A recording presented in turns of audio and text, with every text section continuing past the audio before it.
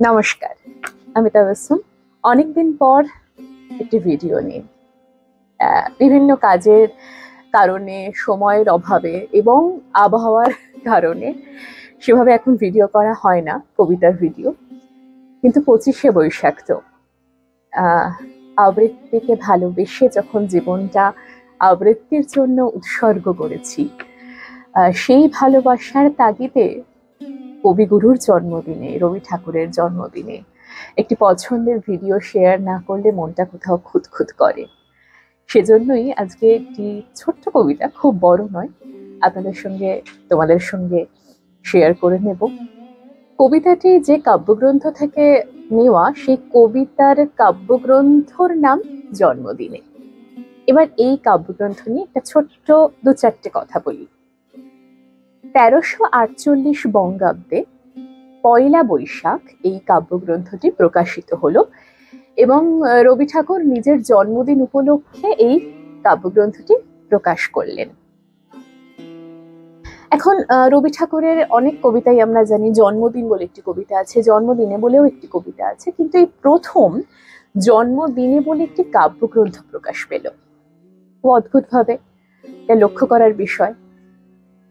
তো এই কাব্যগ্রন্থে কবি বেশ কিছু কবিতা লিখলেন, 1, 2, 3 এইভাবে নম্বর দিয়ে দিয়ে।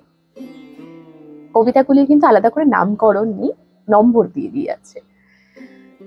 তো প্রথম বিশ্বযুদ্ধ হয়ে গেছে, দ্বিতীয় বিশ্বযুদ্ধ শুরু হয়েছে।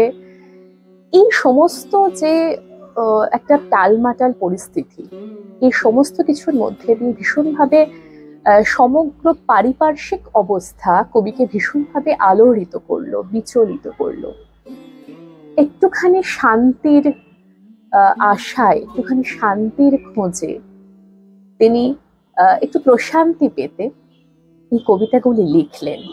এবং জন্মদিনে কাব্যগ্রন্থের কবিতাগুলির মধ্যে কিন্তু প্রত্যেকটিতেই কোথাও গিয়ে শান্তির ছাপ, এই শান্তির ছবি আমরা পেয়েছি।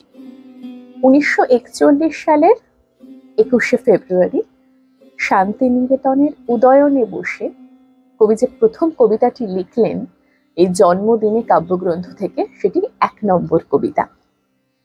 এবং ভোরের সূর্যের যে রূপ, ভোরের সূর্যের যে উদয়, কোথাও গিয়ে সেই সূর্যের রূপের মধ্যে যে প্রশান্তি, এই কবিতায় কোথাও গিয়ে তার ছাপ আমরা পাই।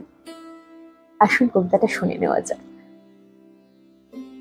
সেদিন আমার জন্মদিন, প্রভাতের প্রণাম লইয়া উদয় দিগন্ত পানে মেলিলাম আঁখি।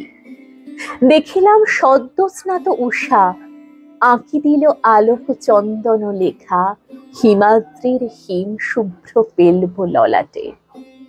যে মহাদূরত্ব আছে নিখিল বিশ্বের মর্মস্থানে, তারই আজ দেখিল প্রতিমা গিরীন্দ্রের সিংহাসন পরে।